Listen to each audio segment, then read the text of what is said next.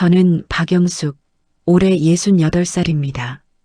마포구에서 30년 동안 약국을 운영했어요.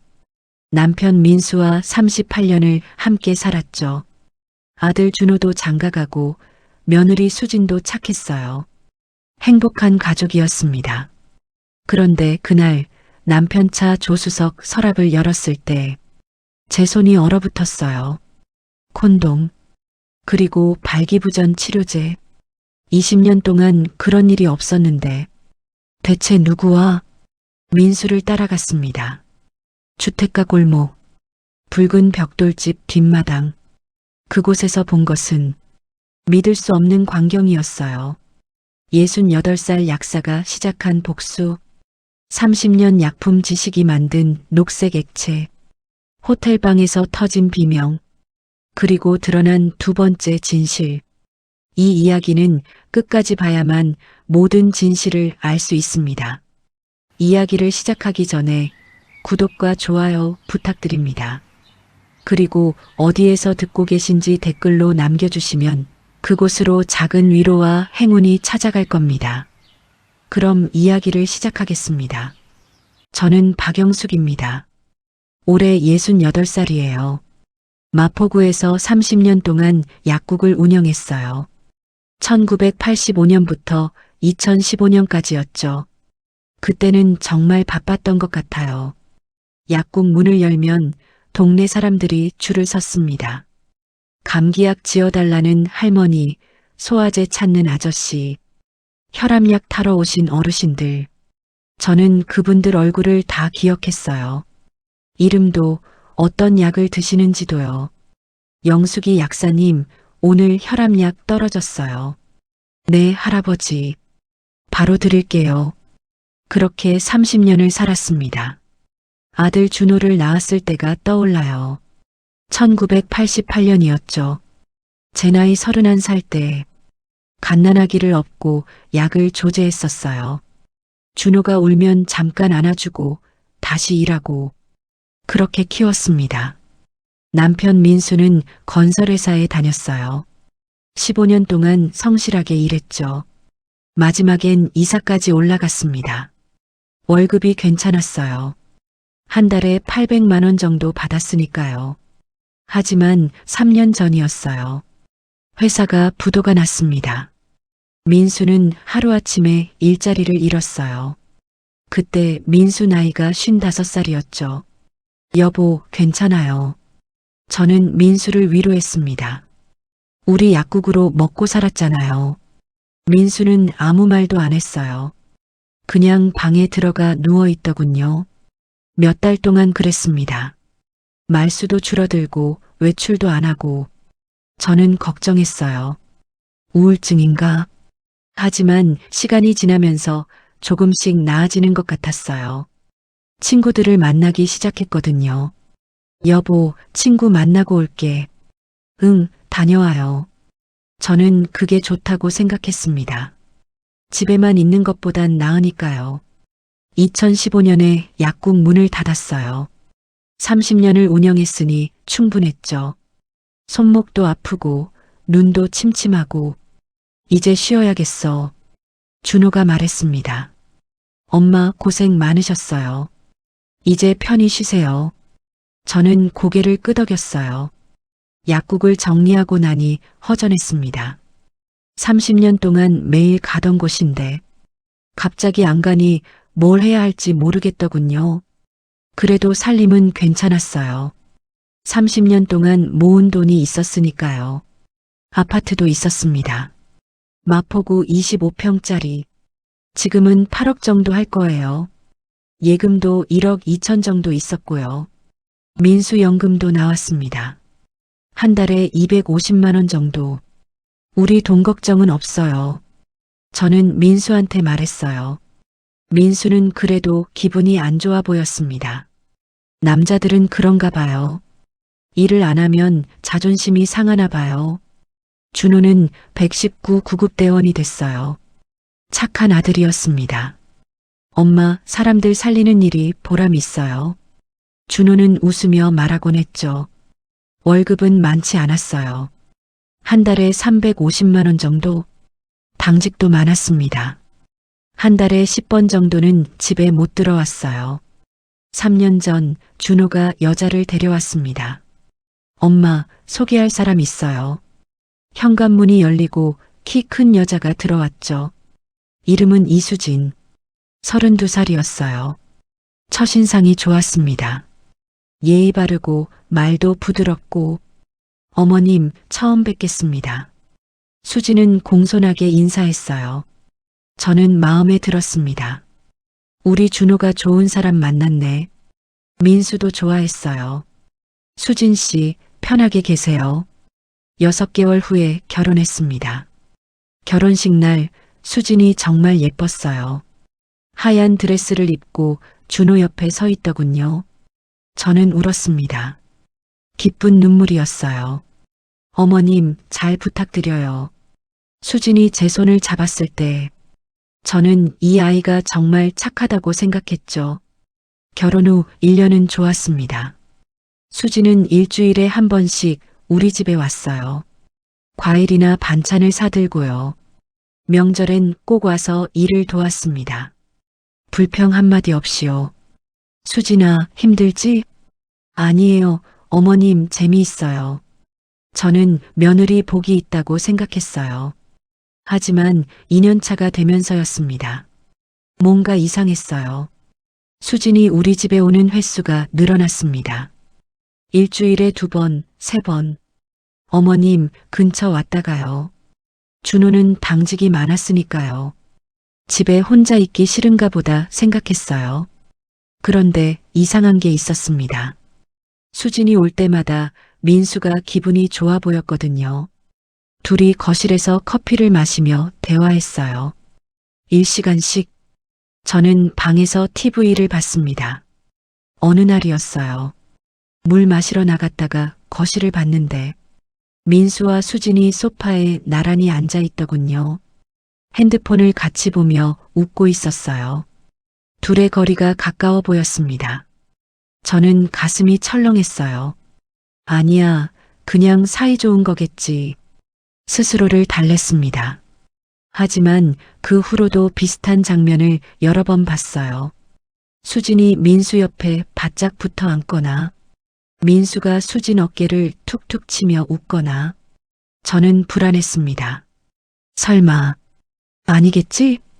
그런데 그 설마가 현실이 될 줄은 몰랐어요. 그날은 평범한 수요일 오후였습니다. 3년 전 봄이었어요. 준호가 여자를 데려왔죠. 엄마, 소개할 사람이 있어요. 현관문이 열렸습니다. 키 큰 여자가 들어왔어요. 긴 생머리에 하얀 피부, 웃는 얼굴이 밝았습니다. 어머님, 안녕하세요. 저는 이수진이라고 해요. 수진은 공손하게 인사했어요. 손에는 과일 바구니를 들고 있더군요. 아이고, 이런 것까지. 아니에요, 어머님, 처음 뵙는데 당연하죠. 저는 수진이 마음에 들었습니다. 예의 바르고 말투도 부드러웠으니까요. 민수도 좋아했어요. 우리 준호가 좋은 사람 만났네. 수진 씨, 편하게 계세요. 그날 저녁 식사를 함께 했습니다. 수진은 반찬을 하나씩 먹으며 칭찬했어요. 어머님 손맛이 정말 좋으시네요. 이렇게 맛있는 김치찜은 처음이에요. 저는 기분이 좋았습니다. 며느리감으로 손색이 없어 보였거든요. 준호가 말했어요. 엄마, 우리 결혼하려고 해요. 6개월 후에요. 저는 눈물이 날 것 같았습니다. 37년을 키운 아들이 장가를 가다니. 그래, 축하한다, 아들. 민수도 준호 어깨를 두드렸어요. 잘 생각했어. 수진 씨 같은 며느리면 우리도 든든하지. 결혼 준비는 순조로웠습니다. 수진은 자주 우리 집에 왔어요. 예단 준비할 때도, 혼수 얘기할 때도 항상 웃었죠. 어머님 뜻대로 하세요. 저는 괜찮아요. 다른 예비 며느리들처럼 까다롭게 굴지 않았어요. 저는 점점 수진이 좋아졌습니다. 결혼식 날이었어요. 수진은 정말 아름다웠습니다. 하얀 드레스를 입고 준호 옆에 서 있더군요. 저는 울었어요.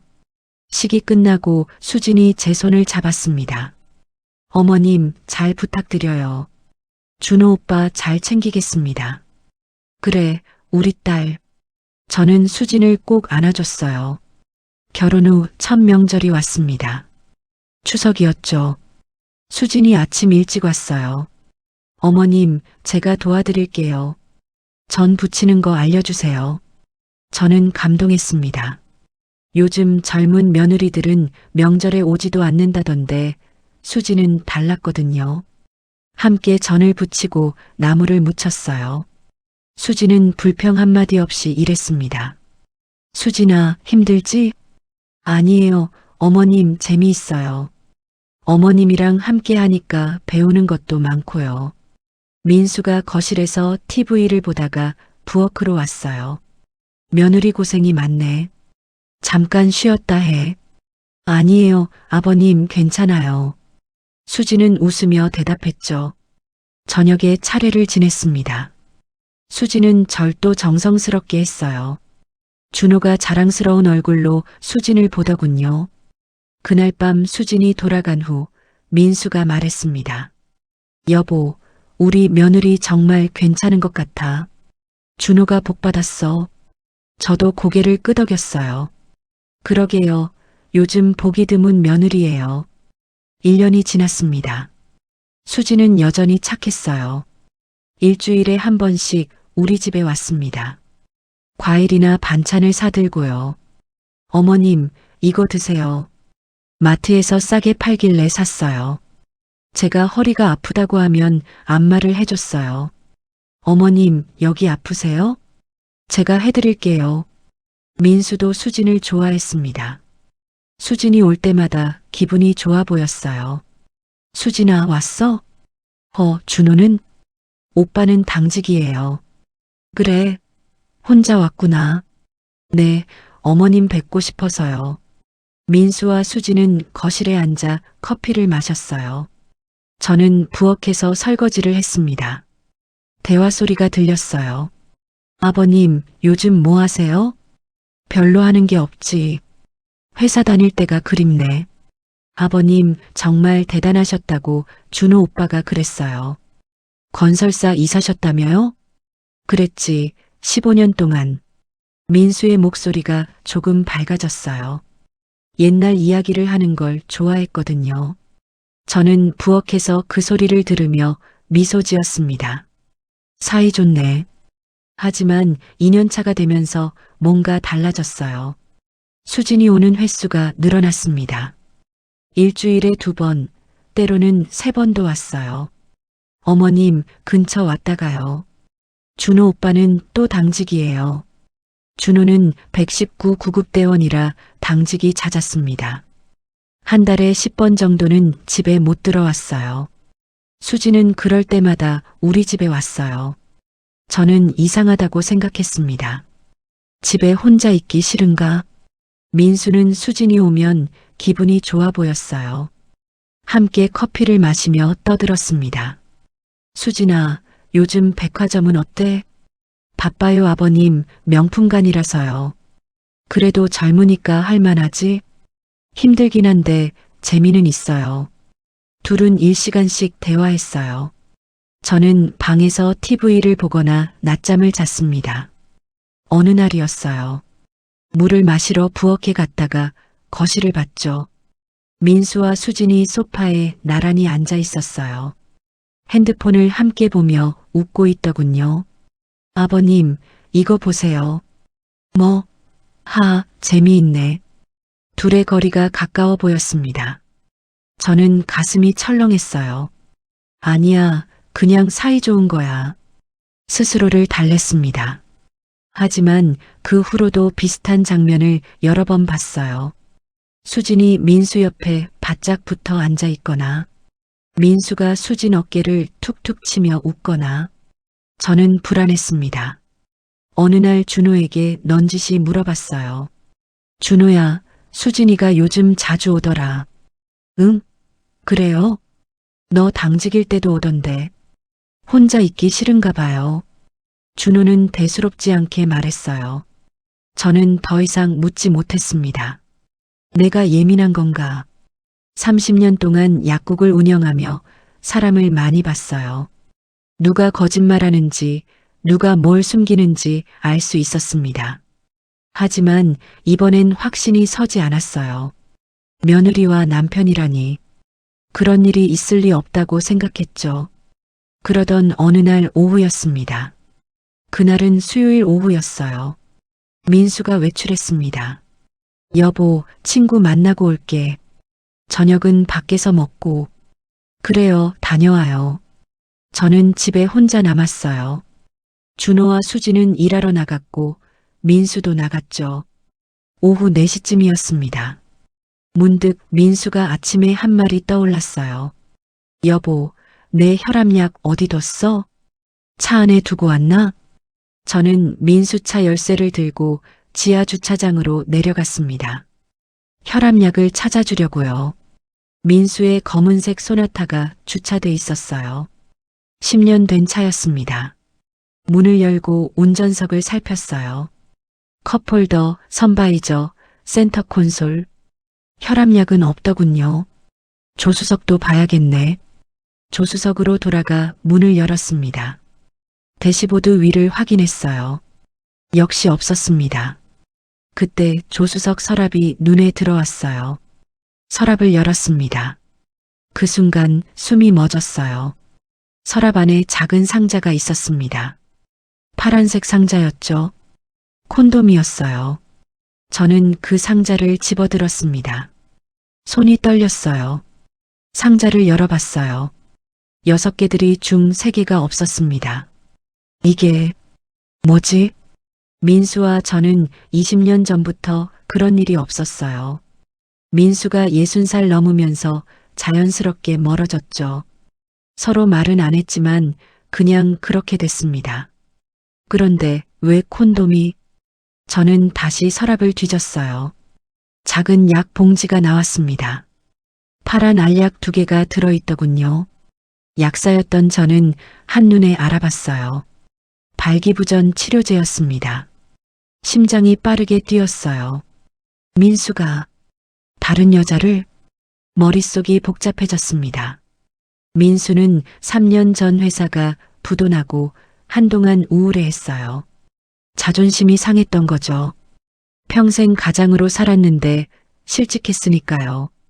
저는 민수를 위로했습니다. 괜찮아요. 우리 약국으로 먹고 살았잖아요. 당신 연금도 나오고. 하지만 민수는 점점 말이 없어졌어요. 그러다 1년 전부터 조금씩 밝아지는 것 같았습니다. 외출도 늘고 옷차림도 신경 쓰고. 저는 그게 좋은 줄 알았어요. 친구들 만나면서 기분이 나아지나 보다. 그런데 이건, 저는 콘돔 상자와 약을 다시 서랍에 넣었습니다. 원래 있던 자리 그대로. 차 문을 잠그고 집으로 올라왔어요.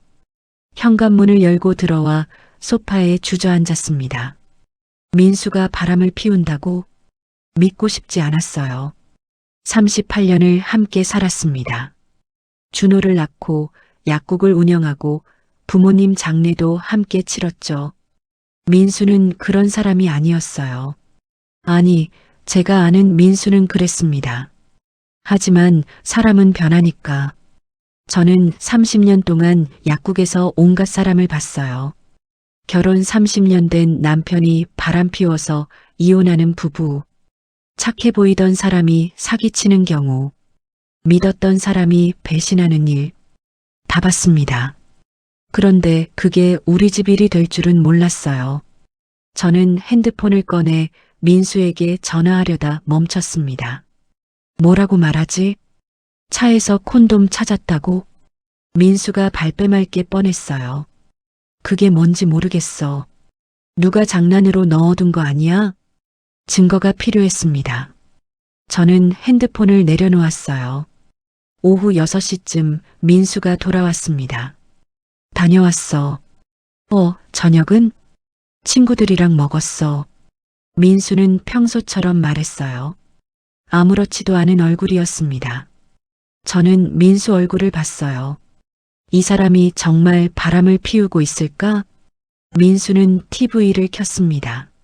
소파에 앉아 뉴스를 봤어요. 저는 부엌에서 설거지를 했습니다. 손이 떨렸어요. 그날 밤 잠이 오지 않았어요. 민수는 옆에서 코를 골며 잤습니다.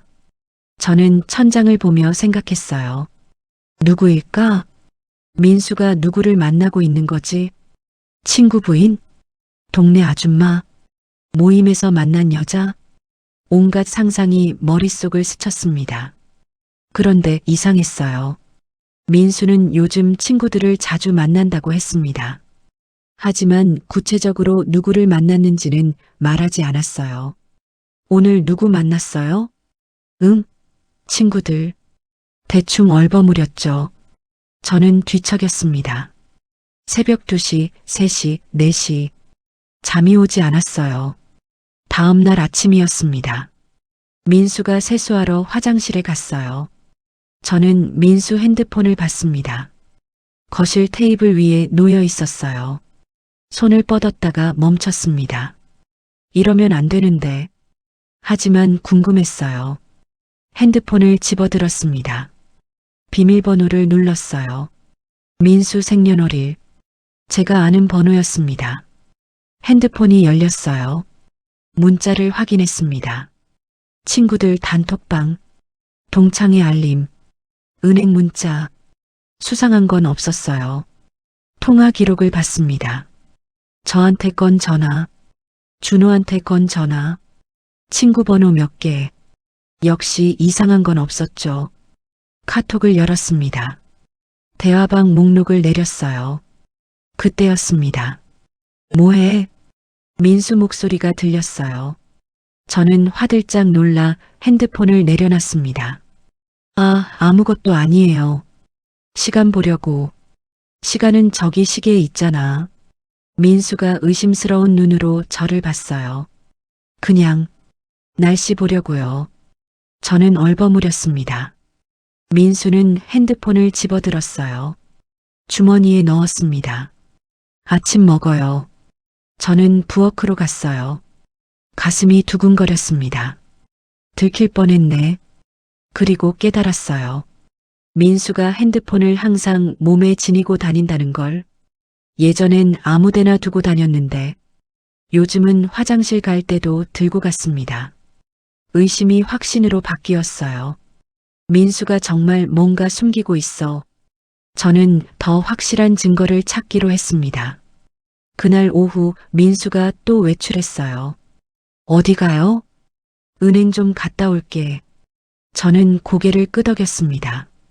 민수가 나가자마자 저는 옷을 챙겨 입었어요. 민수를 따라가기로 했습니다. 현관문을 열고 나가려는데 초인종이 울렸어요. 누구세요? 인터폰 화면을 봤습니다. 수진이었어요. 어머님, 저예요. 수진이었습니다. 저는 현관문을 열었어요. 수진아, 왜 왔어? 어머님 뵈러 왔어요. 준호 오빠는 또 당직이에요. 수진은 과일 봉지를 들고 있었어요. 들어와. 수진이 신발을 벗고 들어왔습니다. 거실 소파에 앉았어요. 어머님, 아버님은 어디 가셨어요? 은행 갔어. 아, 그러시구나.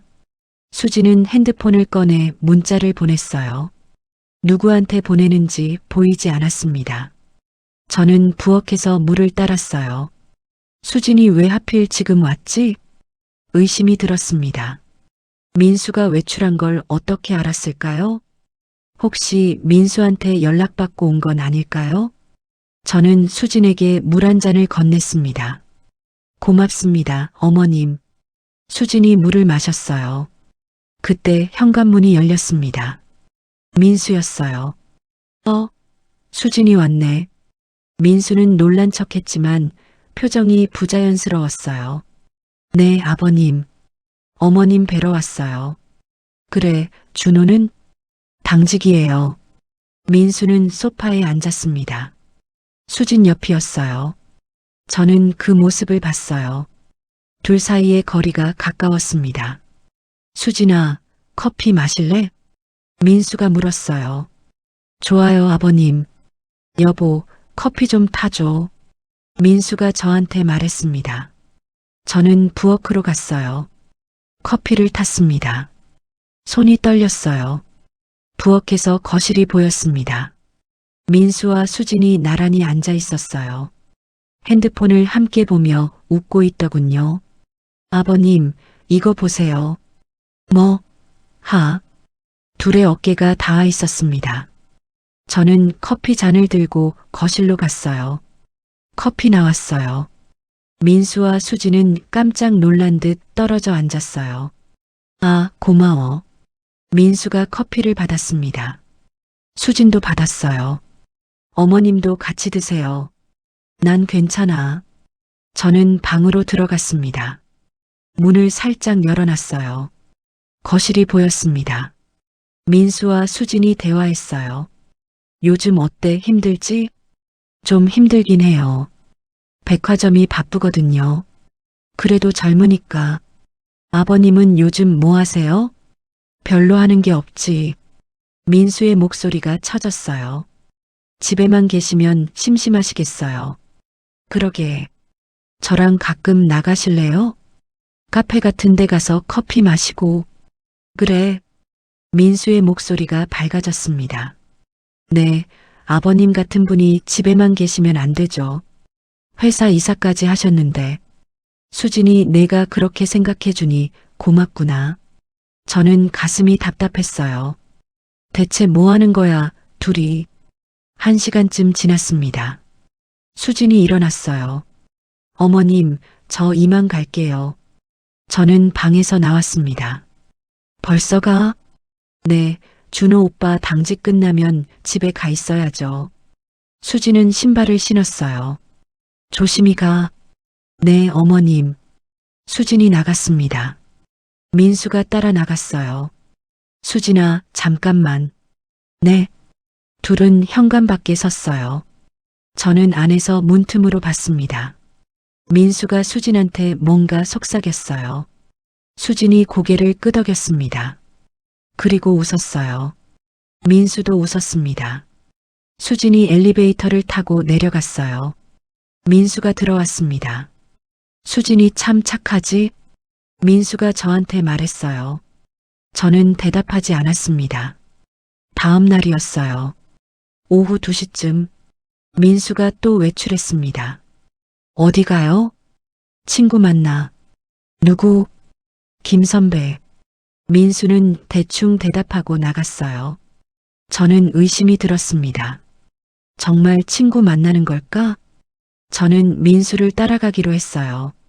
급하게 옷을 챙겨 입었습니다. 가방을 들고 나갔어요. 엘리베이터를 탔습니다. 지하 주차장으로 내려갔어요. 민수의 검은색 소나타가 막 나가려는 참이었어요. 저는 택시를 잡았습니다. 저기요, 저 검은색 소나타 따라가 주세요. 네. 기사님이 이상한 얼굴로 저를 봤어요. 제발이요. 아, 네. 택시가 출발했습니다. 민수 차를 따라갔어요. 민수는 우리 아파트 단지를 벗어났습니다. 마포대로를 따라갔어요. 10분쯤 지났습니다. 민수 차가 주택가로 들어갔어요. 여기서 세워주세요. 저는 택시비를 내고 내렸습니다. 민수 차가 골목 안쪽에 주차했어요. 저는 전봇대 뒤에 숨었습니다. 민수가 차에서 내렸어요. 주위를 살폈습니다. 그리고 골목 안쪽 작은 주택으로 들어갔어요. 붉은 벽돌집이었습니다. 저는 조금 기다렸어요. 5분쯤 지났을까요? 집 대문이 열렸습니다. 민수가 나왔어요. 그런데 혼자가 아니었어요. 여자가 함께 나왔습니다.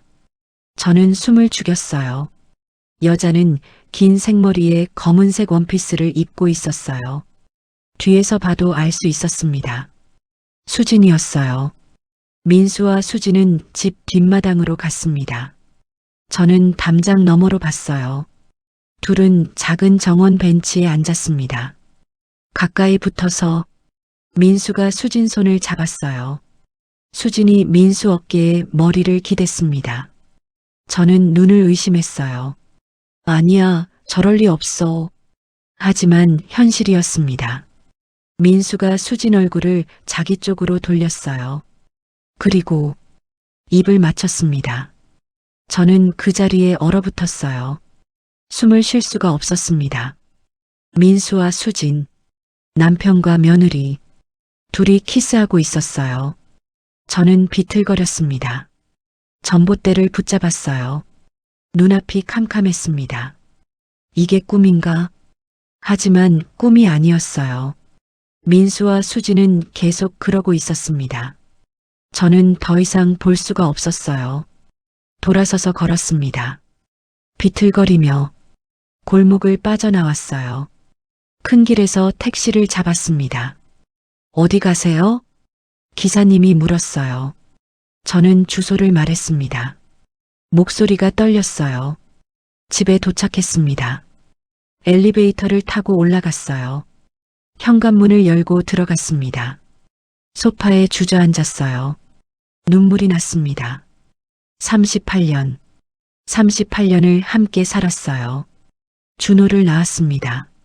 밤새 울음 그치지 않는 아기를 안고 달랬어요.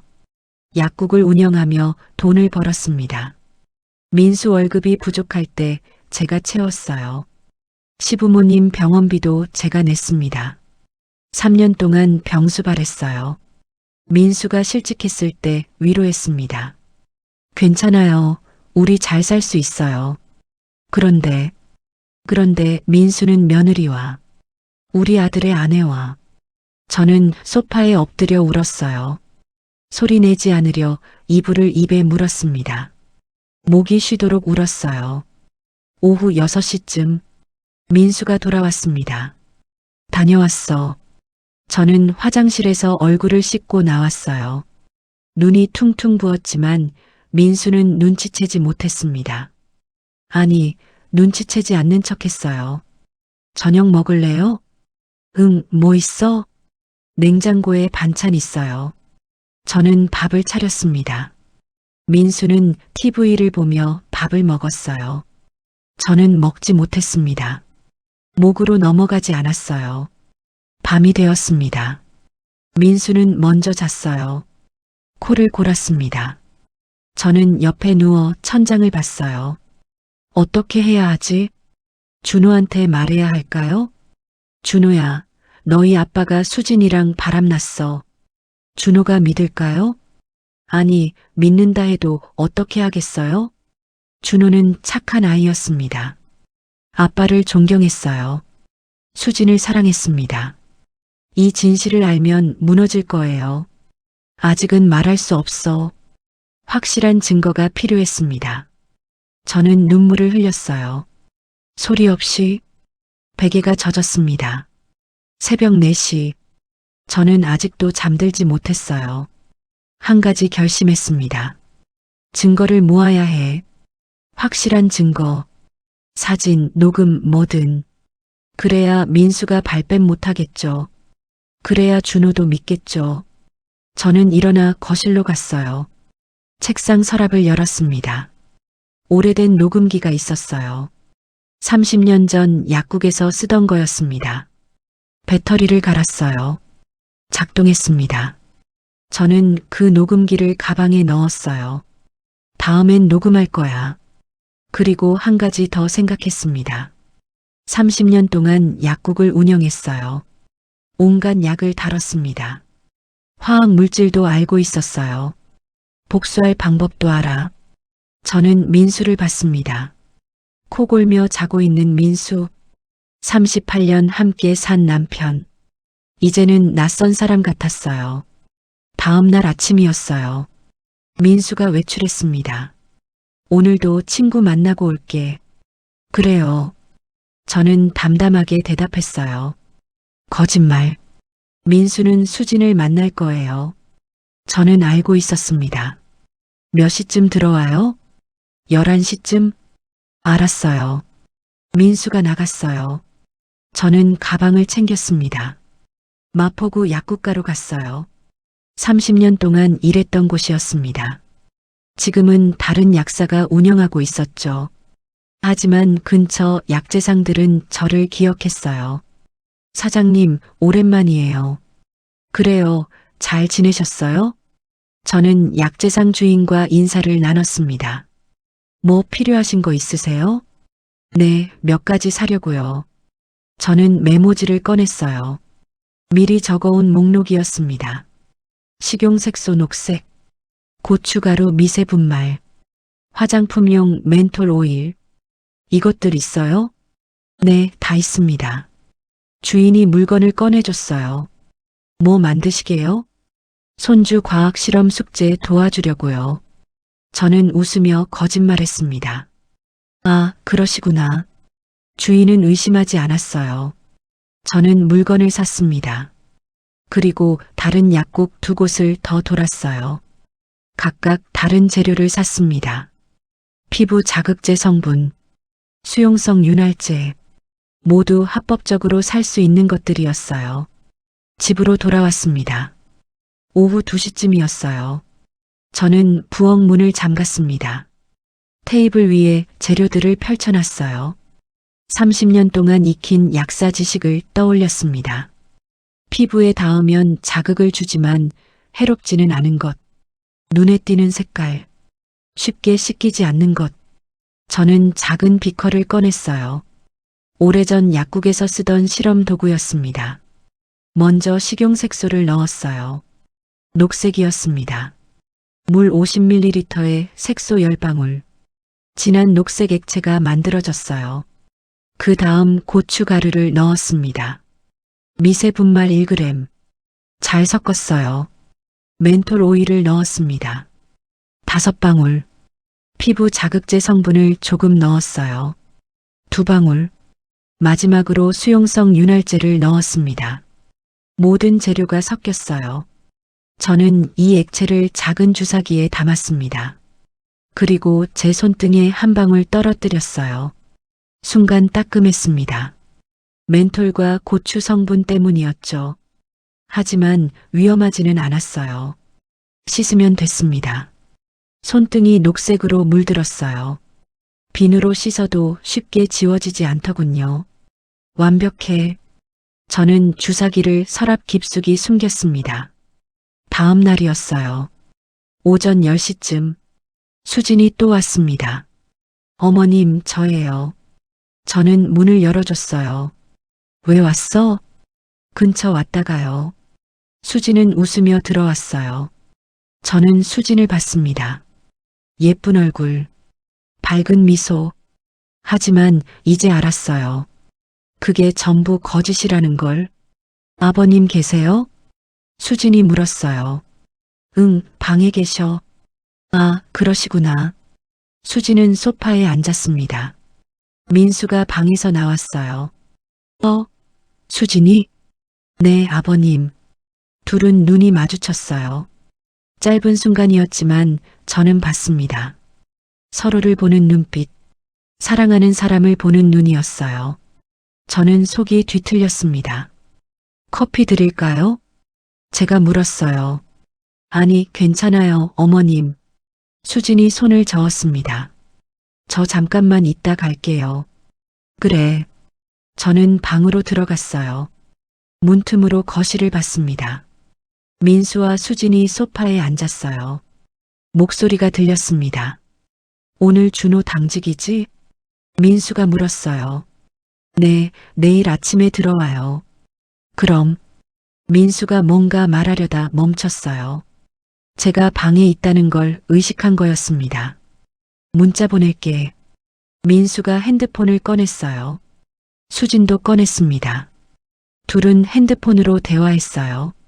말 대신 저는 이를 악물었습니다. 30분쯤 지났어요.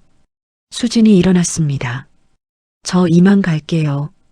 그래, 조심히 가. 민수가 문까지 따라 나갔어요. 저는 창문으로 봤습니다. 민수와 수진이 복도에서 잠깐 서 있었어요. 민수가 수진 손을 잡았습니다.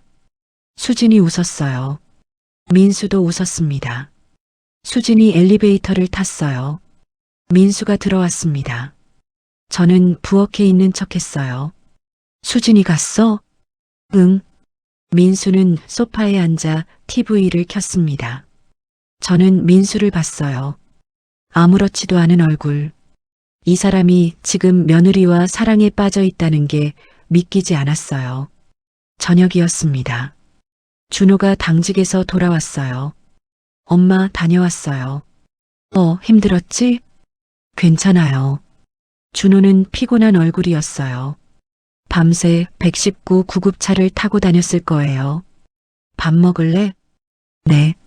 저는 준호 밥을 차려줬습니다. 준호가 먹으며 물었어요. 수진이 어제 여기 왔었어요? 응, 왔었어. 그랬구나. 준호는 아무것도 모르고 밥을 먹었어요. 저는 준호를 봤습니다. 착한 우리 아들. 이 아이가 알면 얼마나 상처받을까요? 아직은 말할 수 없어. 확실한 증거가 필요했습니다. 다음 날이었어요. 저는 민수를 또 따라갔습니다. 민수는 같은 주택가로 갔어요. 붉은 벽돌집. 수진이 나왔습니다. 둘은 집 안으로 들어갔어요. 저는 담장 너머를 봤습니다. 집안이 보였어요. 창문 커튼이 쳐져 있었지만 살짝 열려 있더군요. 민수와 수진이 소파에 앉아 있었습니다. 민수가 수진을 안았어요. 저는 핸드폰을 꺼냈습니다. 사진을 찍었어요. 몇 장? 증거였습니다. 1시간쯤 지났어요. 민수가 나왔습니다. 차를 타고 떠났어요.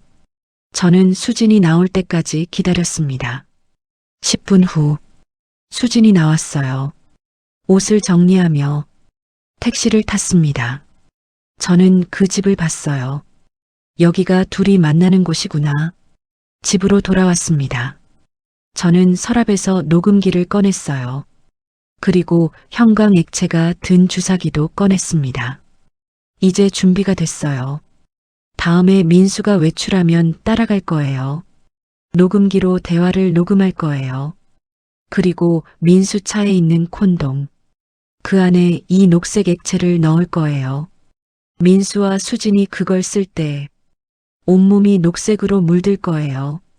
씻어도 지워지지 않을 거예요. 자극 때문에 고통스러울 거예요. 저는 거울을 봤습니다. 68살 박영숙. 30년 동안 약국을 운영한 약사. 착하게만 살았던 여자. 하지만 이제는 달랐어요. 배신한 대가를 치르게 할 거야. 민수도, 수진도. 저는 눈빛이 차가워진 제 모습을 봤어요. 낯설었지만 이게 진짜 저인 것 같았습니다. 다음 날 아침이었어요. 민수가 말했습니다. 여보, 오늘 저녁 늦을 것 같아. 친구들이랑 모임 있어. 그래요. 저는 담담하게 대답했어요. 거짓말. 민수는 수진을 만날 거예요. 저는 알고 있었습니다. 몇 시쯤 들어와요? 11시쯤? 알았어요. 민수가 나갔어요. 저는 가방을 챙겼습니다. 녹음기, 핸드폰, 형광 액체 주사기. 모든 준비가 끝났어요. 현관문을 나섰습니다. 오늘 끝낼 거야. 오후 3시였어요. 민수가 외출했습니다. 저는 10분 기다렸다가 지하 주차장으로 내려갔어요. 가방 안에는 형광 액체 주사기가 들어 있었습니다. 민수의 검은색 소나타 앞에 섰어요. 주위를 살폈습니다. 아무도 없었어요. 차 문을 열었습니다. 조수석 서랍을 열었어요. 파란색 콘돔 상자가 그대로 있었습니다. 저는 상자를 꺼냈어요. 손이 떨렸습니다. 상자를 열었어요. 6개들이 중 3개가 남아 있었습니다. 저는 하나를 꺼냈어요. 조심스럽게 포장을 뜯었습니다. 콘돔 안에 들어있는 윤활제를 빼냈어요. 작은 주사기로. 그리고 제가 만든 녹색 액체를 넣었습니다. 천천히, 조심스럽게 다 넣었어요. 포장을 다시 봉했습니다. 열실러를 가져왔었어요. 약국에서 쓰던 거였습니다. 포장이 원래대로 봉해졌어요. 겉으로는 전혀 티가 나지 않았습니다. 저는 다른 콘돔 하나도 똑같이 했어요. 2개, 2개면 충분했습니다. 콘돔을 다시 상자에 넣었어요. 원래 자리에 놓았습니다. 서랍을 닫았어요. 차 문을 잠갔습니다. 저는 주차장 구석에 숨었어요. 기둥 뒤에서 민수차를 지켜봤습니다. 30분쯤 지났어요. 민수가 돌아왔습니다. 차에 탔어요. 시동을 걸었습니다. 저는 급하게 제 차로 갔어요. 10년 된 모닝이었습니다. 제 차였어요. 민수 차를 따라갔습니다. 민수는 아파트 단지를 빠져나갔어요. 마포대로를 따라갔습니다. 저번에 갔던 주택가가 아니었어요. 다른 방향이었습니다. 강변북로로 나갔어요. 20분쯤 달렸습니다. 민수차가 여의도 쪽으로 들어갔어요. 호텔 앞에 섰습니다. IFC몰 근처 호텔이었어요. 고급 호텔이었습니다. 민수가 차에서 내렸어요. 발레 파킹을 맡겼습니다. 호텔 로비로 들어갔어요. 저는 차를 근처 공영주차장에 세웠습니다. 호텔로 뛰어갔어요. 로비에 들어갔습니다. 민수가 보였어요. 프론트 데스크에서 체크인하고 있었습니다. 저는 기둥 뒤에 숨었어요. 민수가 카드키를 받았습니다. 엘리베이터를 탔어요. 저는 엘리베이터 층수를 봤습니다. 12층에서 멈췄어요. 12층. 저는 메모했습니다. 로비 소파에 앉아 기다렸어요. 15분쯤 지났습니다. 호텔 입구로 누군가 들어왔어요. 수진이었습니다. 긴 코트를 입고 선글라스를 끼고 있었어요. 하지만 저는 알아봤습니다. 수진은 프론트를 거치지 않았어요. 바로 엘리베이터를 탔습니다. 이미 방 번호를 알고 있구나. 저는 일어났어요. 다른 엘리베이터를 탔습니다. 12층으로 올라갔어요. 복도를 조심스럽게 걸었습니다. 1201호, 1202호, 1203호, 1215호 앞에서 멈췄어요. 문틈으로 목소리가 들렸습니다. 민수 목소리였어요. 왔어? 네, 오빠. 수진이 민수를 오빠라고 불렀어요. 저는 가슴이 답답했습니다. 며느리가 시아버지를 오빠라고. 문에 귀를 대고 들었어요. 오늘 준호는? 당직이에요. 내일 아침까지. 그럼 우리 시간 맞네. 둘이 웃었습니다. 저는 주머니에서 녹음기를 꺼냈어요. 문 밑에 살짝 밀어 넣었습니다. 작은 녹음기였어요. 문틈 아래로 들어갔습니다. 녹음 버튼을 눌렀어요. 빨간 불이 들어왔습니다. 저는 복도 구석에 숨었어요. 비상계단 문 뒤에서 기다렸습니다. 목소리가 들렸어요. 희미했지만 들렸습니다. 수진아, 미안해. 민수 목소리였어요. 왜요? 내가 내 남편 아버지잖아. 그게 뭐 어때서요? 수진이 웃었습니다. 오빠가 더 좋은걸요. 준호한테 미안하지 않아? 미안하긴요. 수진의 목소리가 차가워졌어요. 준호 오빠는 돈도 없잖아요. 119 구급대원이 뭐 얼마나 번다고. 그래도 오빠는 달라요. 건설회사 이사 출신이고 인맥도 많고. 저는 숨을 죽였습니다. 수진이 돈 때문에? 나 지금 백수야. 민수가 쓸쓸하게 말했어요. 그래도 오빠 인맥은 살아있잖아요. 부동산 정보도 알고 투자할 때도 알려주고. 그게 필요해? 당연하죠.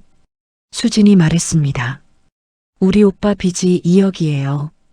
2억. 저는 눈을 크게 떴어요. 오빠? 빚? 이태식 오빠요. 수진이 말했습니다. 사업 망해서 빚만 2억. 나보고 갚으래요. 갚아줄 거야? 갚아야죠. 우리 오빠인데. 그래서 나를? 민수 목소리가 떨렸어요. 오빠, 오해하지 마세요. 수진이 급하게 말했습니다. 처음엔 그랬어요. 오빠한테 부동산 정보 얻으려고. 하지만 지금은 달라요. 진짜 좋아해요. 정말, 정말이에요. 둘이 잠시 조용했어요. 그 다음 들린 소리에 저는 눈을 감았습니다. 키스 소리였어요. 잠시 후 민수가 말했습니다. 그나저나 박지영한테 또 돈 줘야 해. 박지영이요? 응, 내 전 비서. 아, 그 여자. 수진이 짜증 섞인 목소리로 말했어요. 또 얼마 달래요? 이번 달도 500만 원. 500만 원이요? 수진이 놀란 듯 물었습니다. 그 여자가 우릴 협박하는 거잖아요. 어쩔 수 없어. 민수가 한숨 쉬었어요. 우리 관계 알고 있으니까. 사진도 찍었대. 그 여자한테 왜 걸렸어요? 회사 다닐 때 비서였잖아. 3년 전 우연히 마주쳤어. 카페에서 내가 내 손 잡고 있는 걸 봤대.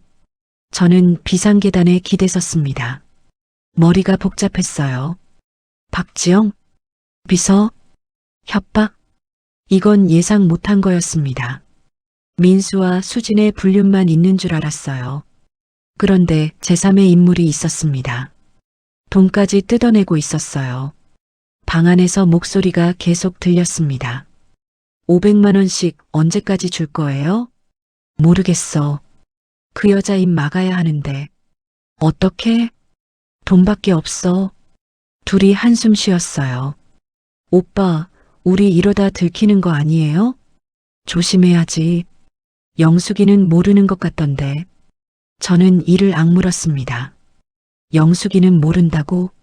준호도 모르고요. 수진이 웃었어요. 바보 같은 준호 오빠는 눈치도 없어요. 수진아. 왜요? 그래도 준호는 내 남편인데. 남편은 무슨. 수진이 차갑게 말했습니다. 형식적인 남편일 뿐이에요. 내 마음은 오빠한테 있는걸요. 나도 그래. 민수가 말했어요. 영숙이랑은 오래전부터 그냥 식은 밥이었어. 사랑 같은 건 없었어. 저는 눈물이 났습니다. 38년. 38년이 식은 밥이었다고요? 사랑이 없었다고요? 저는 주먹을 쥐었어요. 손톱이 손바닥에 박혔습니다. 피가 날 것 같았어요. 1시간쯤 지났습니다. 방 안이 조용해졌어요. 저는 복도로 나왔습니다. 1215호 문 앞에 섰어요. 문틈 아래로 녹음기를 꺼냈습니다. 빨간 불이 깜빡이고 있었어요. 녹음되고 있었습니다. 저는 녹음기를 주머니에 넣었어요. 엘리베이터를 타고 내려갔습니다. 로비를 지나 밖으로 나갔어요. 찬바람이 얼굴을 쳤습니다. 눈물이 흘렀어요. 저는 주차장으로 걸어갔습니다. 차에 탔어요. 핸들을 잡았습니다. 울었어요. 소리 내지 않으려고 입을 막았습니다. 하지만 눈물은 멈출 수 없었어요. 박지영. 협박. 매달 500만 원. 오빠 빚이요. 모든 게 복잡하게 얽혀 있었습니다. 저는 생각했어요. 이건 단순한 불륜이 아니었습니다. 돈이 얽혀 있었어요. 협박까지. 저는 녹음기를 꺼냈습니다. 재생 버튼을 눌렀어요. 민수와 수진의 목소리가 들렸습니다. 박지영한테 또 돈 줘야 해. 500만 원. 우리 오빠 빚이 2억이에요. 영숙이는 모르는 것 같던데. 바보 같은 준호 오빠는 눈치도 없어요. 저는 녹음을 멈췄어요. 이제 알았어. 수지는 돈 때문에 민수를 이용했습니다. 오빠 빚 갚으려고, 부동산 정보 얻으려고. 민수는 외로움 때문에 수진한테 빠졌어요. 회사 부도나고 자존심 상했을 때 수진이 달콤한 말로 유혹했겠죠. 그리고 박지영, 비서 출신, 둘의 불륜을 알고 협박하고 있었어요.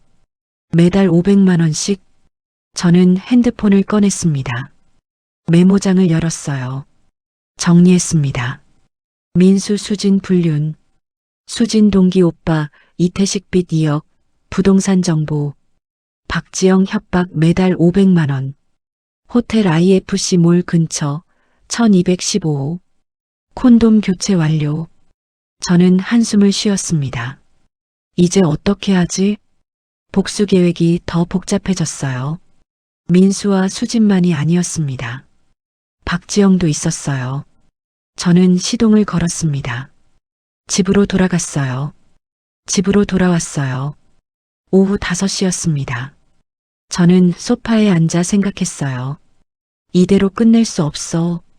콘돔에 형광 액체를 넣었습니다. 하지만 그게 전부는 아니었어요. 더 확실한 증거가 필요했습니다. 박지영에 대해서도 알아야 했어요. 저는 결심했습니다. 다음에 민수와 수진이 호텔에 가면 저도 호텔 방을 잡겠습니다. 바로 옆방으로 벽을 사이에 두고 녹음하겠어요. 일주일이 지났습니다. 민수가 또 말했어요. 여보, 오늘 저녁 늦을 거야. 친구들 모임. 그래요. 저는 담담하게 대답했습니다. 민수가 나갔어요. 저는 30분 기다렸다가 호텔로 갔습니다. IFC 몰 근처 호텔. 프론트 데스크에 섰어요. 방 하나 주세요. 1박이신가요? 네. 어떤 방 원하세요? 12층으로요. 12층이요? 직원이 의아한 얼굴을 했습니다. 네, 전망 좋다고 들었어요. 아, 네. 직원이 컴퓨터를 봤어요. 12층에 1216호 가능합니다. 좋아요. 저는 카드를 내밀었습니다. 체크인했어요. 카드키를 받았습니다. 1216호, 1215호 바로 옆방이었어요. 엘리베이터를 탔습니다. 12층으로 올라갔어요. 복도를 걸었습니다. 1215호 문을 지나쳤어요. 안에서 소리가 들렸습니다. 민수와 수진이 이미 와 있었어요. 저는 1216호로 들어갔습니다. 문을 잠갔어요. 방 안을 살폈습니다. 침대, 책상, TV, 벽을 만져봤어요. 얇았습니다. 옆방 소리가 들렸어요. 희미했지만 들렸습니다. 저는 가방에서 녹음기를 꺼냈어요. 벽에 대고 놓았습니다. 녹음 버튼을 눌렀어요. 빨간 불이 들어왔습니다. 그리고 기다렸어요. 침대에 앉아서 귀를 기울이며 옆방에서 목소리가 들렸습니다. 오빠, 오늘 영숙이는? 수진 목소리였어요. 집에 있을 거야. 아무것도 모르고. 둘이 웃었습니다. 저는 주먹을 쥐었어요. 그나저나 박지영 진짜 짜증나요. 수진이 말했습니다. 맨날 돈 달라고. 어쩔 수 없잖아. 민수가 한숨 쉬었어요. 그 여자가 사진 가지고 있으니까. 무슨 사진이요? 우리 둘이 카페에서 손잡고 있는 거 3년 전 찍었대. 3년 전이요? 수진이 놀란 듯 물었어요. 그때부터 우리 관계 알았던 거예요? 그런가 봐. 근데 왜 3년 동안 가만히 있었어요? 모르겠어. 민수가 말했습니다. 6개월 전에 갑자기 연락 왔어. 돈 없으면 영숙이한테 보내겠다고. 그래서 주기 시작한 거예요? 응. 지금까지 얼마나 줬어요? 3천만 원. 저는 눈을 크게 떴어요. 3천만 원? 500만 원씩 6개월이면 3천만 원이네요. 수진이 말했어요. 오빠 돈 어디서 나와요? 연금이랑. 민수가 멈칫했습니다. 그리고 영숙이 몰래 예금해서 조금씩. 저는 가슴이 철렁했어요. 우리 예금에서? 들키지 않아요? 영숙이는 통장 잘 안 봐. 약국할 때부터 내가 관리했거든. 제가 약국 운영하느라 바빴을 때 민수가 통장을 관리했었어요. 은퇴 후에도 그냥 맡겨뒀습니다. 믿었으니까요. 그런데 그 돈으로 협박범한테 돈을 주고 있었다니. 박지영이 얼마나 더 받으려고 할까요? 수진이 물었어요. 끝이 없을 것 같아. 우리 어떻게 해요? 모르겠어. 민수 목소리가 지쳐 있었습니다. 계속 줄 수밖에. 잠시 조용했어요. 그러다 수진이 말했습니다. 오빠, 응? 우리 이러다 준호한테 들키면 어떡해요? 들키지 않을 거야. 그래도 수진아, 걱정하지 마. 민수가 말했어요. 우리 조심하면 돼. 준호는 당직도 많고 영숙이는 눈치도 없고 저는 이를 악물었습니다. 눈치 없다고? 근데 오빠, 수진이 말했어요. 우리 언제까지 이렇게 숨어 다닐 거예요? 글쎄, 저는 오빠랑 당당하게 살고 싶어요. 수진아, 준호 오빠랑 이혼하고, 오빠도 영숙이랑 이혼하고, 우리 둘이 다시 시작하면 안 돼요? 저는 숨을 죽였어요. 이혼? 민수가 한참 동안 아무 말도 안 했습니다. 수진아, 네, 그건 너무 복잡해. 왜요? 준호가 내 아들이잖아. 그래서요? 수진 목소리가 차가워졌어요. 그래서 저는 평생 숨어 살아야 하는 거예요? 아니, 그게 아니라. 아니면 오빠는 저랑 노는 거예요? 수진아, 오해하지 마. 민수가 급하게 말했어요. 나는 진심이야. 그럼 증명해요. 어떻게? 이혼하세요. 둘이 다시 조용해졌어요. 저는 벽에 귀를 바짝 댔습니다. 민수가 말했어요. 생각해 볼게. 정말이요? 응. 언제까지요? 조금만 시간을 줘. 알았어요. 수진이 말했어요. 하지만 너무 오래 기다릴 순 없어요. 그 다음 들린 소리, 옷 벗는 소리였어요. 침대 삐걱거리는 소리. 저는 눈을 감았습니다. 녹음기는 계속 돌아가고 있었어요. 30분쯤 지났을까요? 갑자기 옆방에서 비명이 들렸습니다. 으악! 수진 목소리였어요. 뭐야 이게? 민수도 소리쳤습니다. 아, 아파. 따가워. 오빠, 이게 뭐예요? 모르겠어. 녹색이야. 씻어도 안 지워져. 으악, 따가워. 둘이 소리치며 우왕좌왕하는 소리가 들렸어요.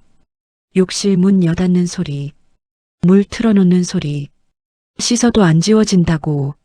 수진이 울부짖었어요. 이게 대체 뭐야? 저는 입을 막고 웃었습니다. 소리 내지 않으려고. 형광 액체가 작동했어요. 30년 약사 경력이 만든 복수. 완벽했습니다. 오빠, 119 불러요. 수진이 소리쳤어요. 병원 가야 해요. 아, 아파. 진정해, 수진아. 민수도 당황한 목소리였어요. 일단 물로 씻어봐. 씻어도 안 된다니까요. 피부가 빨개졌어요. 따갑고 화끈거리고. 둘이 계속 소리쳤어요. 저는 녹음기를 껐습니다. 충분히 녹음됐어요. 가방에 넣었습니다. 조용히 방문을 열고 나갔어요. 복도를 걸었습니다. 1215호 앞을 지나쳤어요. 안에서 여전히 소란스러운 소리가 들렸습니다. 저는 엘리베이터를 탔어요. 로비로 내려갔습니다. 밖으로 나왔어요. 주차장으로 걸어갔습니다. 차에 탔어요. 시동을 걸었습니다. 거울을 봤어요. 제 얼굴이 보였습니다. 웃고 있었어요. 차갑게. 이제 시작이야. 집으로 돌아왔어요. 오후 9시였습니다.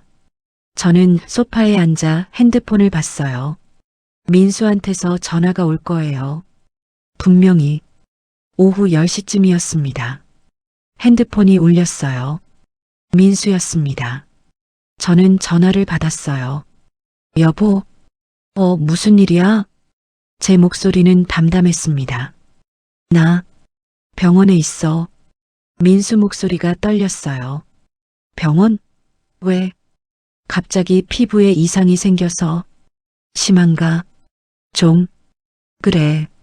어느 병원? 여의도성 모병원. 알았어, 갈게. 저는 전화를 끊었어요. 웃음이 났습니다. 30분 후 병원에 도착했어요. 응급실이었습니다.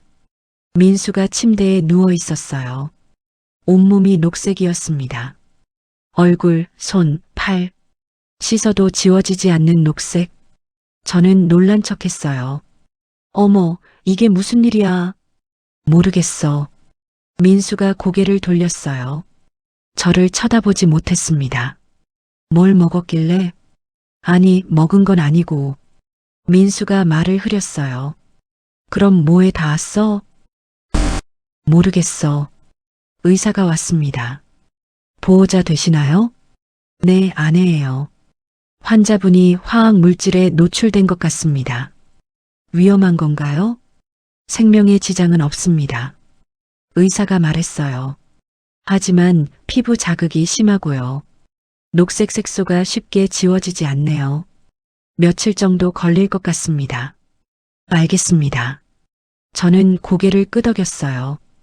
그때 응급실 문이 열렸습니다. 119 구급대원들이 환자를 실어 날랐어요. 그중 한 명이 준호였습니다.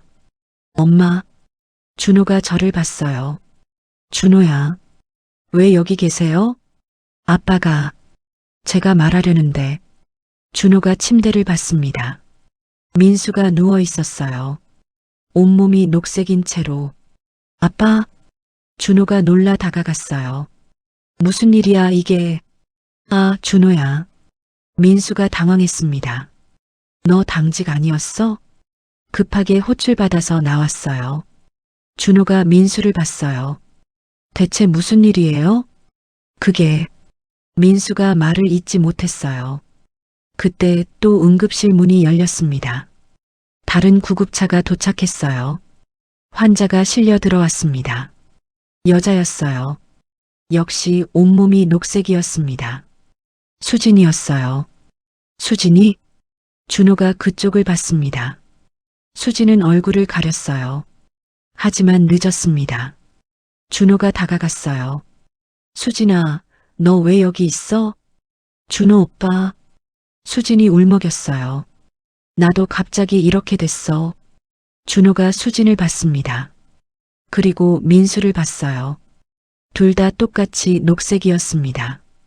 똑같은 증상, 똑같은 시간, 똑같은 병원. 준호는 바보가 아니었어요. 설마. 준호 목소리가 떨렸습니다. 아빠, 수진이랑 같이 있었어요? 아니, 그게. 민수가 발뺌하려 했어요. 우연히 같은 걸 먹었나 봐. 우연히요? 준호가 민수를 똑바로 봤어요. 같은 증상이 같은 시간에 우연히요? 준호야. 대답해요, 아빠. 준호 목소리가 높아졌습니다. 수진이랑 같이 있었던 거 맞죠? 민수는 아무 말도 못했어요. 수진이 울기 시작했습니다. 준호 오빠 미안해. 그 한마디면 충분했어요. 준호가 뒤로 비틀거렸습니다. 진짜였구나. 저는 준호를 잡았어요. 준호야, 엄마는 알고 계셨어요? 준호가 저를 봤습니다. 눈에 눈물이 고였어요. 오늘 알았어. 저는 거짓말했습니다. 준호가 민수한테 다가갔어요. 아빠, 준호야 미안하다. 미안하다고요? 준호가 웃었어요. 눈물을 흘리며. 제 아내랑 바람 피우고 미안하다고요? 준호야, 말하지 마세요. 준호가 손을 들었어요. 아무 말도 하지 마세요. 준호는 돌아서서 나갔습니다. 저는 따라가지 않았어요. 이 순간은 준호 혼자 견뎌야 했으니까요. 응급실이 시끌벅적해졌어요. 다른 환자들과 보호자들이 수군댔습니다. 저 사람들 봤어? 온몸이 녹색이네. 둘이 같이 있었대. 불륜 아니야? 누군가 핸드폰을 꺼냈어요. 사진을 찍었습니다. 민수와 수진의 녹색 모습을. 찍지 마. 민수가 소리쳤어요. 하지만 이미 늦었습니다. 그 사람은 웃으며 뒤돌아갔어요. 다음 날 아침이었어요. 인터넷이 난리였습니다. 녹색 커플, 여의도 호텔 녹색 불륜, 시아버지와 며느리 불륜 현장, 사진이 퍼졌어요. 민수와 수진의 녹색 모습, 병원 침대에 나란히 누워있는 모습, 댓글이 달렸습니다. 대박 키읔키읔키읔. 이게 뭐야 키읔키읔키읔. 며느리랑 시아버지라고? 녹색으로 표시해줬네 키읔키읔키읔. 이건 누가 한 거야? 천재네. 저는 핸드폰을 보며 미소 지었어요. 완벽했습니다. 민수가 집에 돌아왔어요. 오전 10시쯤이었습니다.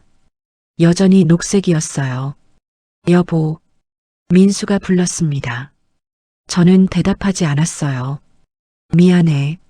미안하다고 해서 되는 거예요? 저는 차갑게 말했어요. 준호 생각은 안 해요? 그래서 미안하다고. 나가요. 뭐? 짐 싸서 나가요. 저는 민수를 똑바로 봤습니다. 당장. 민수는 아무 말도 못했어요. 방으로 들어가 짐을 쌌습니다. 30분 후 나왔어요. 가방 하나 들고. 어디 갈 건데? 제가 물었어요. 친구 집. 그래요, 다녀와요. 언제 돌아와도 돼? 모르겠어요. 저는 등을 돌렸습니다. 일단 나가 있어요. 민수가 문을 나갔어요. 집이 조용해졌습니다. 저는 소파에 앉았어요. 핸드폰을 켰습니다. 뉴스 기사가 떴어요. 여의도 호텔 녹색 커플 정체는 시아버지 마이너스 며느리 불륜설 확산, 화학물질 테러, 복수극? 기자들이 추적하고 있었어요. 하지만 아무도 진실을 몰랐습니다. 제가 한 거라는 걸. 68살 약사 박영숙이 30년 경력으로 만든 복수라는 걸. 저는 서랍을 열었어요. 녹음기를 꺼냈습니다. 재생했어요. 민수와 수진의 목소리. 박지영한테 또 돈 줘야 해. 우리 오빠 빚이 2억이에요. 영숙이는 모르는 것 같던데. 이혼하세요.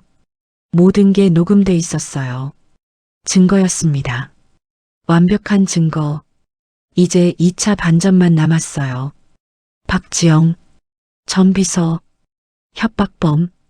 그 여자도 대가를 치러야 했습니다. 저는 핸드폰을 들었어요. 준호한테 전화했습니다. 엄마. 준호 목소리가 지쳐 있었어요. 괜찮아? 아니요. 엄마가 할 얘기가 있어. 뭔데요? 직접 만나자. 알았어요. 전화를 끊었어요. 이제 준호한테 모든 걸 말해줄 거예요. 박지영의 협박, 수진 오빠의 빚, 민수가 예금에서 뺀 3천만 원, 그리고 녹음 파일, 모든 진실을. 저는 일어났습니다. 거울을 봤어요.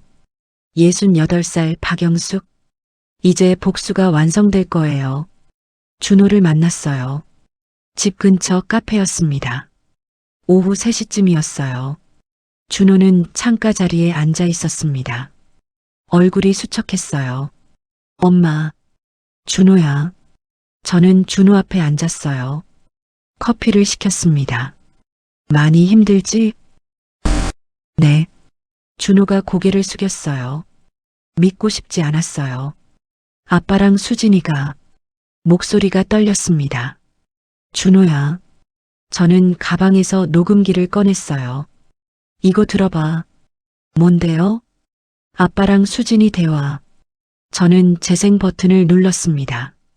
민수와 수진의 목소리가 흘러나왔어요. 준호 오빠는 돈도 없잖아요. 119 구급대원이 뭐 얼마나 번다고. 우리 오빠 빚이 2억이에요. 박지영한테 또 돈 줘야 해. 500만 원. 준호 얼굴이 창백해졌어요. 녹음은 계속됐습니다. 영숙이는 모르는 것 같던데. 바보 같은 준호 오빠는 눈치도 없어요. 이혼하세요. 녹음이 끝났어요. 준호는 아무 말도 못했습니다. 한참 후에 입을 열었어요. 수진이가 돈 때문에? 그런 것 같아. 저는 말했어요. 오빠 빚이 2억이래. 이태식? 응, 수진이 오빠. 준호가 주먹을 쥐었습니다. 그래서 아빠를 이용한 거예요? 부동산 정보 얻으려고. 저는 고개를 끄덕였어요. 그리고 박지영이라는 사람. 박지영이요? 아빠 회사 다닐 때 비서였대. 그 사람이 뭐? 아빠랑 수진이 관계 알고 협박했어. 준호가 눈을 크게 떴어요. 협박이요? 매달 500만 원씩 6개월 동안 받아갔어. 그럼 3천만 원이네요. 맞아. 저는 말했어요. 그 돈 우리 예금에서 뺀 거야. 엄마 몰래. 준호가 테이블을 쳤어요. 이게 말이 돼요? 주변 사람들이 쳐다봤습니다. 조용히 해. 저는 준호를 진정시켰어요.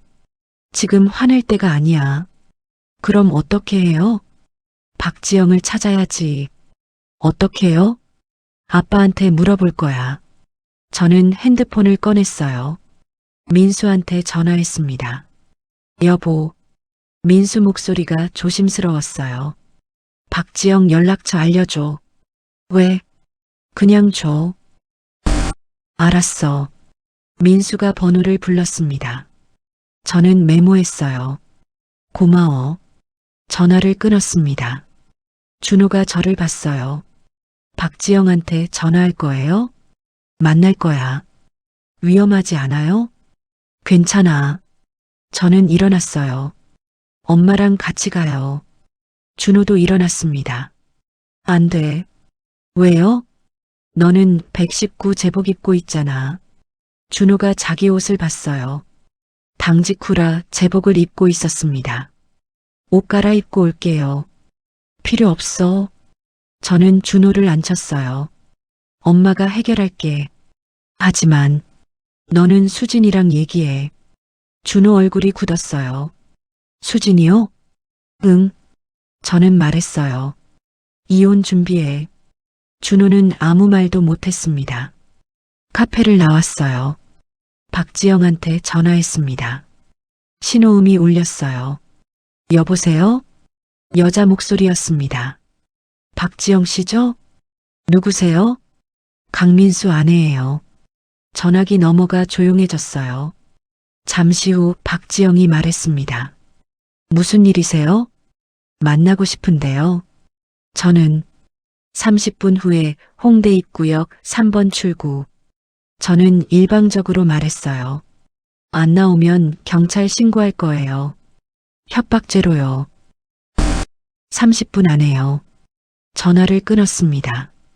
택시를 타고 홍대로 갔어요. 3번 출구 앞에 섰습니다. 25분쯤 지났을까요? 여자가 나타났어요. 30대 중반쯤 보였습니다. 짧은 머리에 검은색 코트. 박영숙 씨세요? 여자가 물었어요. 그래요. 저는 박지영이에요. 우리는 근처 조용한 카페로 갔습니다. 구석자리에 앉았어요. 박지영이 먼저 말했습니다. 뭘 원하세요? 협박 그만둬요. 협박이요? 박지영이 웃었어요. 전 협박 안 했어요. 그럼 뭐예요? 저는 녹음기를 꺼냈습니다. 테이블 위에 놓았어요. 이거 들어볼래요? 재생했습니다. 민수 목소리가 흘러나왔어요. 박지영한테 또 돈 줘야 해. 500만 원. 우리 관계 알고 있으니까. 사진도 찍었대. 박지영 얼굴이 굳었어요. 어떻게? 호텔 옆방에서 녹음했어요. 저는 말했어요. 모든 게 다 녹음돼 있어요. 박지영은 아무 말도 못했습니다. 지금까지 3천만 원 받았죠? 그건 돌려줘요. 돌려줘요? 박지영이 어이없다는 듯 웃었어요. 전 한 푼도 안 돌려줘요. 왜요? 강민수가 저한테 한 짓 알아요? 박지영 목소리가 높아졌습니다. 회사 부도나고 다 해고됐어요. 15년 다닌 회사에서 퇴직금도 못 받고요. 그건 회사가 망한 거지 민수 잘못이 아니잖아요. 상관없어요. 박지영이 말했어요. 강민수는 이사였어요. 저는 비서였고요. 그 사람은 연금도 나오는데 저는 아무것도 없어요. 그래서 협박한 거예요? 생존이에요. 박지영이 눈물을 글썽였어요. 저도 먹고 살아야 하는데 3천만 원으로요? 돈이 얼마나 필요한데. 저는 가방을 열었어요. 통장을 꺼냈습니다. 이거 뭔데요? 제 예금 통장이에요. 저는 통장을 밀었어요. 1억 2천 있어요. 박지영이 통장을 봤어요. 이걸 왜? 2천만 원 드릴게요. 네. 대신 조건이 있어요. 저는 말했어요. 3천만 원 돌려주고 경찰 신고 안 하고 민수랑 수진이 사진 다 지우고 앞으로 연락도 하지 마요. 박지영이 저를 봤어요. 왜 그렇게까지 해요? 제 아들 때문이에요. 저는 말했어요. 준호가 상처받는 게 싫어요. 이미 많이 받았잖아요. 더 이상은 안 돼요. 박지영은 한참 생각했습니다. 알았어요. 정말이에요? 네. 박지영이 고개를 끄덕였어요. 2천만 원 주시면 3천만 원 돌려드릴게요. 사진도 다 지우고요. 연락도 안 할게요. 저는 핸드폰을 꺼냈어요. 박지영 계좌번호를 받았습니다. 그 자리에서 이체했어요. 2천만 원. 들어갔어요. 박지영이 핸드폰을 확인했어요. 네, 확인했어요. 그리고 자기 핸드폰을 꺼냈습니다. 강민수 씨 계좌번호 알려주세요. 저는 민수 계좌번호를 불렀어요. 박지영이 이체했습니다. 3천만 원. 보냈어요. 고마워요. 박지영이 핸드폰에서 사진을 삭제했어요. 민수와 수진이 카페에서 손잡고 있는 사진. 이것도 지웠어요. 연락처도 지울게요. 네. 박지영이 민수 번호를 삭제했습니다. 이제 됐죠? 네. 저는 일어났어요. 박지영 씨. 네. 힘들겠지만 저는 말했어요. 정직하게 사세요. 협박으로는 행복해질 수 없어요. 박지영은 고개를 숙였습니다. 알겠습니다. 카페를 나왔어요. 모든 게 정리됐습니다. 박지영 협박 끝. 3천만 원 회수. 이제 남은 건 하나. 법적 처리. 저는 준호한테 전화했어요. 엄마, 다 끝났어. 박지영이요? 응. 어떻게 됐어요? 돈 돌려받았어. 정말이요? 응. 이제 변호사 찾아야지. 네. 준호 목소리가 단호했어요. 저도 수진이랑 이혼 변호사 알아볼게요. 전화를 끊었어요. 집으로 돌아가는 길. 저는 버스 창밖을 봤습니다. 해가 지고 있었어요. 긴 하루였습니다. 모든 진실이 드러났어요. 수진의 돈 때문인 불륜, 박지영의 협박, 민수의 배신. 이제 법정만 남았습니다. 3개월이 지났습니다. 법정에 섰어요. 가족법원이었습니다. 저와 민수, 준호와 수진, 4명이 각각 변호사와 함께 앉아 있었어요. 판사가 말했습니다. 피고 강민수, 이수진, 두 분의 부정행위가 명백히 인정됩니다. 녹음 파일이 증거로 제출됐어요. 사진도, 병원 기록도 모든 게 명백했습니다. 원고 박영숙의 재산분할 청구를 인정합니다. 판사가 판결문을 읽었어요. 피고 강민수는 원고에게 위자료 5천만 원, 그리고 부동산을 50대 50으로 분할하되 원고가 계속 거주할 권리를 인정합니다. 민수는 고개를 숙이고 있었어요. 여전히 피부에 녹색 자국이 남아 있었습니다. 완전히 지워지지 않았어요. 원고 강준호의 이혼 청구를 인정합니다. 판사가 계속 읽었어요. 피고 이수진은 원고에게 위자료 3천만 원, 재산 분할은 없음. 수진이 울기 시작했어요. 하지만 준호는 쳐다보지도 않았습니다. 이상으로 판결을 마칩니다. 법정이 끝났어요. 복도로 나왔습니다. 민수가 저를 불렀어요. 영수가. 저는 대답하지 않았어요.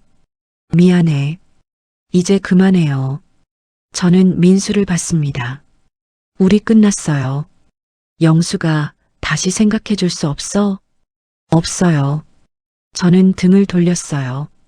38년이 뭐였는지 모르겠어요. 당신 말대로 식은 밥이었나 봐요. 민수는 아무 말도 못했습니다. 준호가 다가왔어요. 엄마 가요. 그래.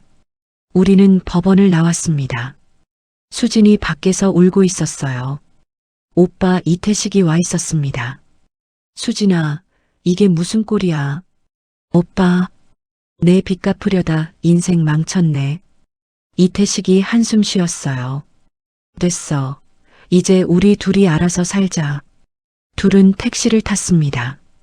저와 준호는 그 모습을 봤어요. 엄마, 준호가 제 손을 잡았어요. 괜찮아요? 응. 저는 고개를 끄덕였어요. 엄마가 괜찮아야 준호 내가 괜찮지. 엄마, 울지 마. 저는 준호 등을 토닥였어요. 우리 다시 시작하자. 집으로 돌아왔습니다. 민수는 이미 짐을 싸서 나갔어요. 친구 집에 얹혀 산다고 했습니다. 집이 넓었어요. 25평 아파트. 혼자 살기엔 컸습니다. 저는 거실을 봤어요. 민수가 앉아있던 소파, 수진이 커피 마시던 자리, 모든 게 그대로인데 사람만 없었어요. 저는 부엌으로 갔습니다. 저녁을 차렸어요. 혼자 먹을 밥, 국 한 그릇, 반찬 조금, 식탁에 앉았습니다. 밥을 떴어요. 국을 한술 떴습니다. 목이 메었어요. 38년을 함께 밥 먹던 사람. 이제 없었습니다. 준호도 자기 집이 있었어요. 당분간 혼자 살겠다고 했습니다. 엄마, 괜찮으시겠어요? 괜찮아. 저는 웃었어요. 엄마는 강해. 하지만 밤이 되면 달랐어요. 침대에 누우면 옆자리가 텅 비어 있었습니다. 38년 동안 누워있던 자리. 이제 빈자리. 잠이 오지 않았어요. 승소했습니다. 위자료도 받았어요. 집도 지켰어요. 정의를 세웠습니다. 배신자들을 처벌했어요. 하지만 행복하지 않았어요. 저는 천장을 봤습니다. 이게 이긴 건가? 2주가 지났어요. 준호가 찾아왔습니다. 엄마, 괜찮으세요? 응. 저는 웃었어요. 밥 먹었어? 네. 준호가 거실을 둘러봤어요. 여기 혼자 계시기 너무 쓸쓸하시겠어요. 괜찮아. 엄마 집으로 오실래요?